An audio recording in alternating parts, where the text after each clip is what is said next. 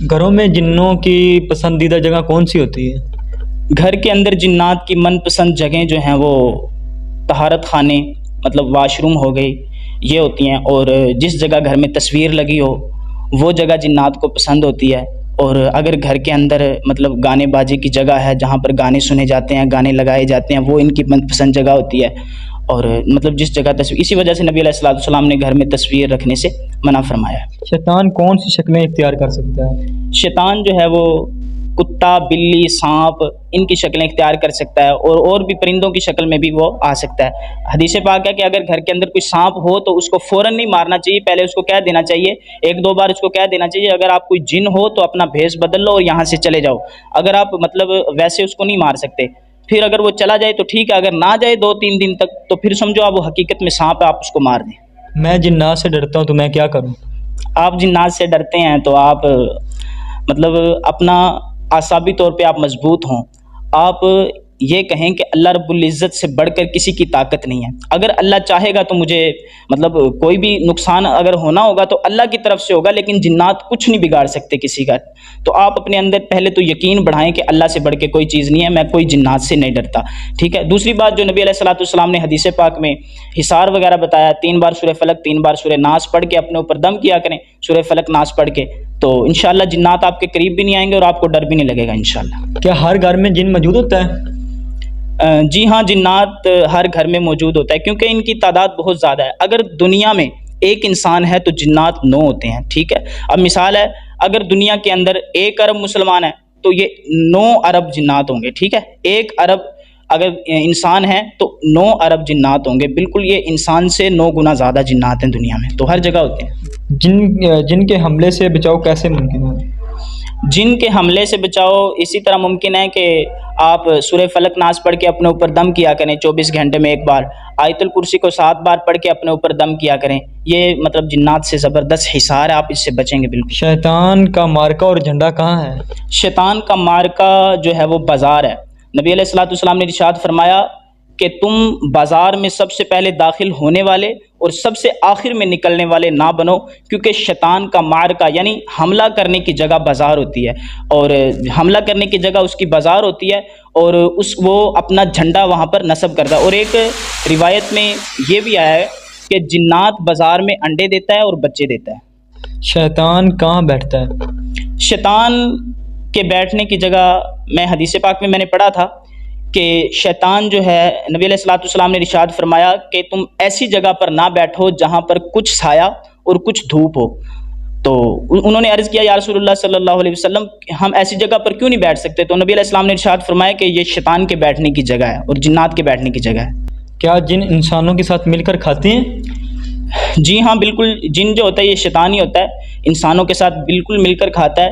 وہ سیدنا امیہ صحابی ہیں، تو ان سے روایت ہے کہ نبی علیہ الصلوۃ والسلام نے ایک شخص کو دیکھا، وہ کھانا کھا رہا ہے تو اس نے بسم اللہ نہیں پڑھی، شروع میں اس نے بسم اللہ نہیں پڑھی، لیکن جب اس نے کھانا کھا لیا، آخری لقمہ تھا، آخری لقمے پر اس نے پڑھا بسم اللہ اولہ و آخرہ۔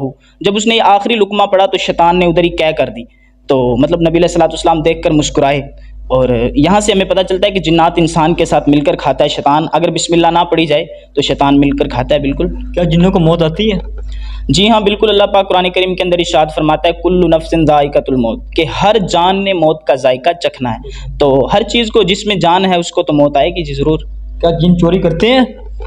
جی ہاں بالکل چوری کرتے ہیں۔ ابھی میں نے حدیث پاک پڑھی ہے، حضرت ابو ہریرہ رضی اللہ تعالیٰ عنہ سے مروی ہے کہ وہ صدقے کے مال پر ان کو نبی علیہ السلام نے پہرے دار مقرر کیا تھا، تو جن آ کر چوری کرتے تھے، وہاں سے ثابت ہے کہ جنات چوری بھی کرتے ہیں۔ کیا شیطان کے سینگ ہوتے ہیں؟ جی ہاں بالکل، شیطان کے سینگ ہوتے ہیں۔ ایک حدیث پاک میں پڑھ رہا تھا کہ نبی علیہ الصلوۃ والسلام نے ارشاد فرمایا کہ جو سورج طلوع ہوتا ہے نا، یہ شیطان کے 2 سینگوں کے درمیان سے طلوع ہوتا ہے، تو یہاں سے ثابت ہوتا ہے کہ شیطان کے سینگ ہوتے ہیں۔ کیا شیطان قبر میں ابن آدم کے پاس آتا ہے؟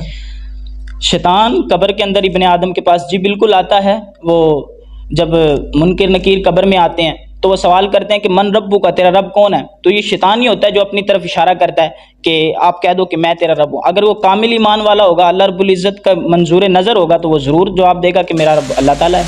کیا جن جی وانسنی میں قیامت کے انکاری بھی ہے؟ جی ہاں، جن و انس میں قیامت کے انکاری بھی ہیں، مطلب یہ انکار کرتے ہیں، قیامت کا بھی انکار کرتے ہیں. جس طرح انسانوں کے اندر فتنے ہیں نا، اسی طرح جنات کے اندر بھی فتنے ہیں اور فرقہ بازیاں بھی اسی طرح ہیں. شیطان کے گیت کیا ہیں؟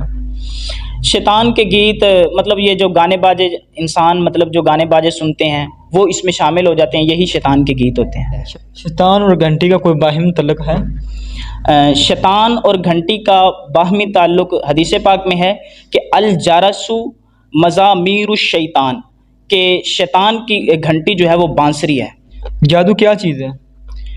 جادو ایسی چیز ہے کہ مطلب اگر کوئی بھی آپ مطلب پڑھائی سے کسی بھی چیز سے آپ کسی پر علم کرتے ہیں تو وہ اس پہ مطلب ہو جاتا ہے. مثال آپ کسی بھی نیت سے، مثال آپ ایک میاں بیوی ہیں تو آپ ان کو جدا کرنے کی نیت سے کوئی پڑھائی پڑھتے ہیں یا کچھ کرتے ہیں تو مطلب وہ کام ہو جاتا ہے، ان کے اندر جدائی ہو جاتی ہے. اگر محبت کے لیے بھی کرتے ہیں وہ محبت ہو جائے تو ان چیزوں کو جادو بولتے ہیں کہ مطلب اگلے کو بالکل. اور جادو یہ چیز ہے کہ اگر جادو کی نیت سے بندہ کسی کو جان سے مارنا چاہے تو وہ جان سے بھی مار سکتا ہے، یہ جادو ہے.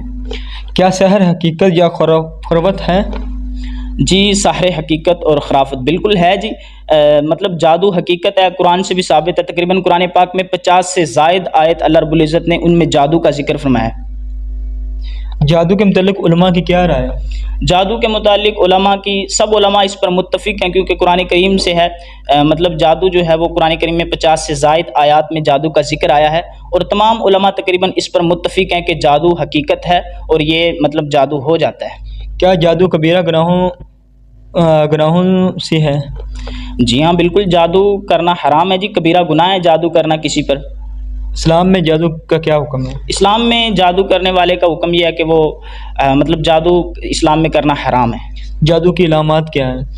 جادو مطلب اگر جادو کی آپ علامات کی طرف جائیں تو بہت سی علامات ہیں، ان میں سے چند میں آپ کو بتا دیتا ہوں. مطلب طرح طرح کے ذہن میں بندے کو وسوسے آتے ہیں اور تقریباً سر پہ یہ اس جگہ پہ بھار رہتا ہے. سب سے بڑی علامت ہے کہ سر پہ بھار رہتا ہے، کسی کام کو دل نہیں کرتا، سستی، اور مطلب بندہ جو کاروبار ہوتا ہے اس میں مطلب بہت سی پرابلمز آ رہی ہوتی ہیں اور بندہ مطلب بیمار رہتا ہے اور اس طرح مطلب یہ جادو کے علامات. جادو کا علاج کیسے کیا جائے؟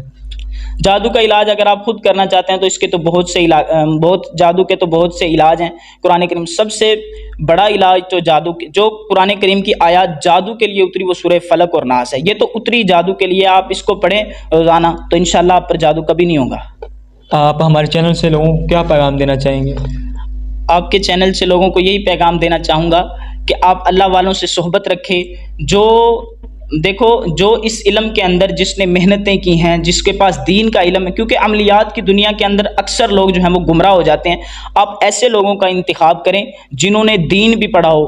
یہ نہ ہو کہ آپ 2 نمبر عاملین ہوتے ہیں جناب، ان کو نہ دین کا پتہ، کلمہ بھی سیدھا پڑھنا نہیں آتا، وہ لوگ بیٹھے ہوتے ہیں ان کے پاس علم نہیں ہوتا. الحمدللہ جتنی چیزیں میں نے آپ کو بتائی ہیں جنات کے متعلق، یہ قرآن سے ہیں یا حدیث سے ہیں. اس سے باہر میں نے کسی عامل کا آپ کو نہیں بتایا، کسی کا میں نے آپ کو نہیں بتایا. یہ سب کچھ قرآن اور حدیث سے میں نے آپ کو بتایا.